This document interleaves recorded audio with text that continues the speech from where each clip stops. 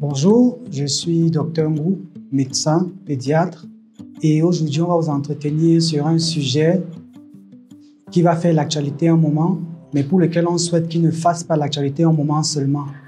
Bien évidemment, nous allons parler de la rage. La rage qui est une maladie qui semble animale, mais qui peut aussi être humaine.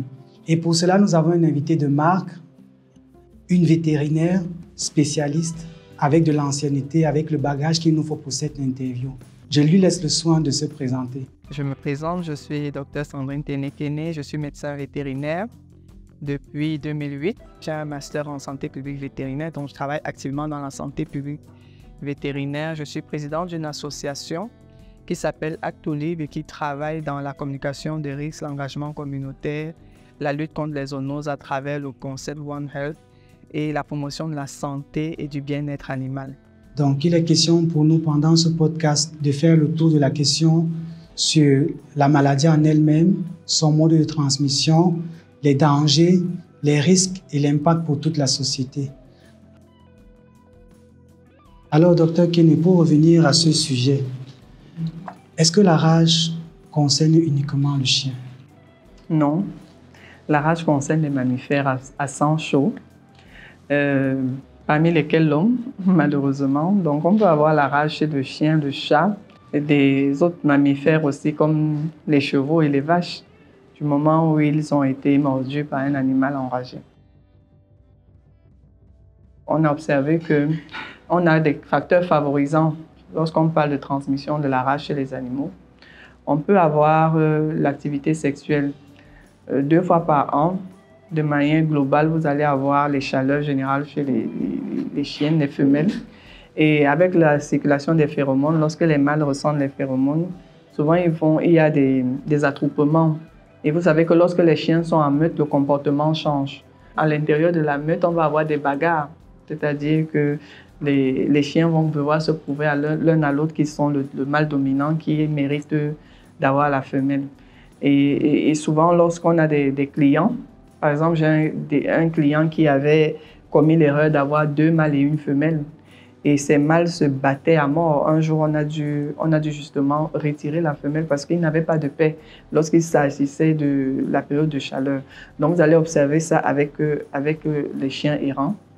Certains facteurs favorisants. L'autre chose aussi, c'est que lorsqu'il fait chaud, souvent, les chiens préfèrent aller dehors parce qu'à l'intérieur des maisons, c'est chaud. Donc, lorsqu'ils ont l'occasion, il n'y a pas de laisse, il n'y a pas de collier, il n'y a pas de portail pour les retenir, il n'y a pas de niche et ils ont la possibilité de sortir. En période de chaleur, vous allez souvent avoir une recrudescence de la population de chiens errants et ça reste un facteur favorisant.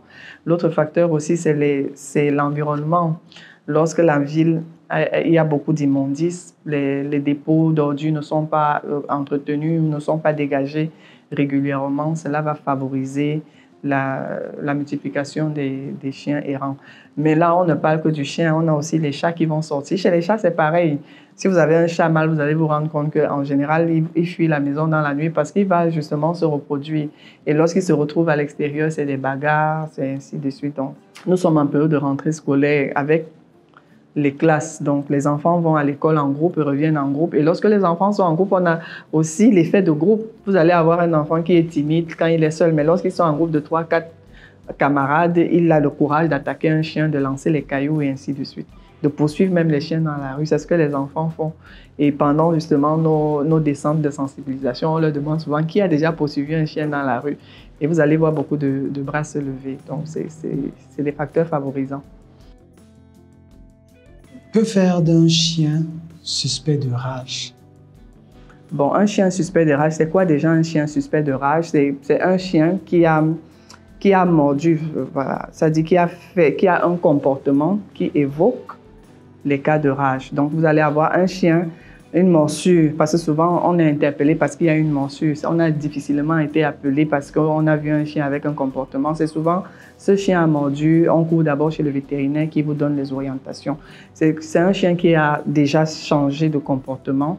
Un chien qui change de comportement, celui qui était pacifique devient anormalement agressif. Et parfois, un chien très expressif devient très amorphe.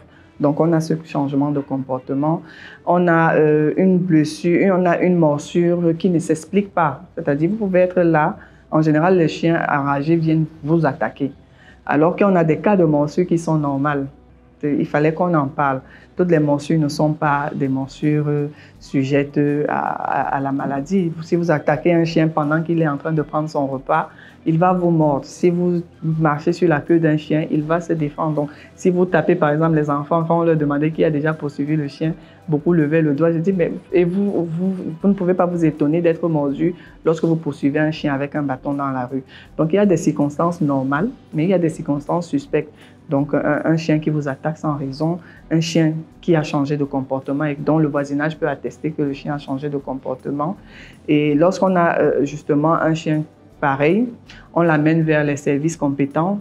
Au Cameroun, ce sont les services déconcentrés du ministère de l'Élevage. Donc, nous, en tant que vétérinaires privés, lorsqu'on a ce genre de cas, nous les référons soit dans les délégations d'arrondissement, soit les délégations départementales pour signaler que ce chien est suspect. Et maintenant, le vétérinaire officiel fait une série de consultations qu'on appelle la mise en observation. Et pendant 2 semaines, on fait 3 consultations en testant le chien, le signe du bâton. Le signe du bâton, comme je vous ai dit, un chien qui manifeste les symptômes va agresser systématiquement tout ce qu'il voit, humain comme objet. Donc, un chien qui agresse un bâton, c'est déjà une suspicion. Un chien qui manifeste l'hydrophobie, donc qui a peur de l'eau, c'est une suspicion. Un chien qui salive anormalement, c'est une suspicion. Donc, le vétérinaire officiel, sur 2 semaines, va observer ce chien. Et si en 2 semaines, on n'a aucun de ces symptômes, on peut conclure que la morsure n'a possiblement pas été infectante parce que le chien ne manifeste pas de symptômes. Docteur, on a beaucoup parlé de la rage transmise par le chien. Est-ce que le chien, en fin de compte, est le seul animal dont on doit avoir peur, le seul animal de compagnie dont on doit avoir peur pour la rage? Le chat aussi peut faire la rage. Donc, lorsqu'on parle de vaccination des animaux de compagnie, les chats sont aussi interpellés. Et comme tout à l'heure, je vous disais, même les mammifères à sang chaud, donc ceux qui ont des singes à la maison, en jouant, le singe peut griffer, peut mordre l'enfant. Donc, rassurez-vous toujours que si vous avez un mammifère à la maison, qu'il soit vacciné contre la rage. Et je voulais interpeller encore, si vous avez remarqué, docteur Ngou, je ne sais pas si vous allez au marché, mais vous allez constater que dans nos marchés, la plupart des commerçants qui font dans l'agroalimentaire ont un chat ou 2 chats ou plusieurs chats en fonction de la taille de la boutique pour pouvoir lutter contre les rongeurs. Mais nous nous sommes rendus compte d'une chose, c'est que ces commerçants ne vaccinent pas ces chats. Et moi, j'ai déjà eu des usagers qui m'ont appelé, docteur, je suis entré dans une boutique, par mégarde, j'ai piétiné la queue du chat et j'ai été griffé. Est-ce que c'est un problème? Ça, c'est aussi un facteur de risque. Et dans le cas de l'association, nous sommes en train de planifier, faire la ronde de quelques marchés pour vacciner systématiquement tous les chats que nous allons trouver dans les boutiques. Donc, nous avons certainement des commerçants qui vont suivre cette vidéo.